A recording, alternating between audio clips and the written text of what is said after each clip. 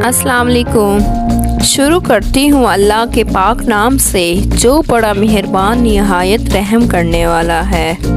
Audience, अगर आप मेरे चैनल पर न्यू हैं तो इस चैनल को कर दीजिए सब्सक्राइब। गर्म दूध के बाद पानी पीने से खांसी हो सकती है। मूली को रात के वक्त नहीं खाना चाहिए क्योंकि रात के वक्त खाने से ये हजम नहीं होती। नींद ना आ रही हो तो दूध गर्म करके आंखों पर लगाने से नींद आ जाती है। लीमू को आग पर भूनकर खाने से मोटापा कम होता है। रात के वक्त चावल खाने से नींद ना आने की बीमारी लग जाती है।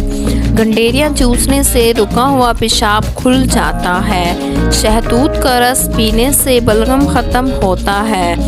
गन्ने का रस पीने से हिचकी बंद होती है। मूली का रस पीने से पथरी बनना बंद हो जाती है। गाजर का रस पीने से जिस्म के जहरीले मादे ख़त्म हो जाते हैं। अंगूर का रस पीने से आधे सर का दर्द रुक जाता है। खाना खाने के बाद फ़ौरन सो जाने से बुढ़ापा जल्दी आता है।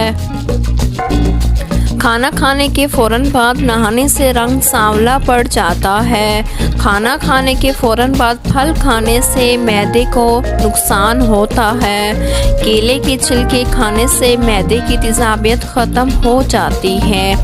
लाल आलू खाने से औरतों का सीना चौड़ा और छातियाँ ताकतवर होती हैं। जैतून का तेल पेशाब वाली जगह पर लगाने से ढीलापन ख़त्म हो जाता है। मेहंदी में नारियल का तेल लगाकर बालों पर लगाने से बाल काले और लंबे होते हैं।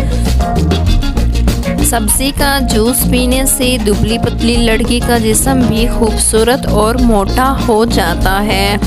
अदरक डालकर खाने से जिगर को ताकत मिलती है। जिनमें खून की कमी हो बैगन का सालन ज़्यादा खाया करें। अंजीर पर शहद लगाकर खाने से दुबलापन दूर होता है। शुक्रिया।